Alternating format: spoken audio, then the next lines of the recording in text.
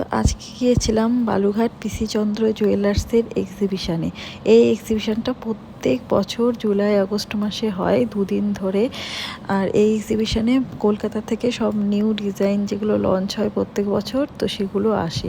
তো এই বছরও চলে গিয়েছিলাম, প্রচুর সুন্দর সুন্দর ডিজাইন এসেছে আর খুবই সুন্দর সুন্দর ডিজাইন, খুবই সুন্দর সুন্দর সব কিছু এবার এসেছে, ভীষণ সুন্দর সব কিছু।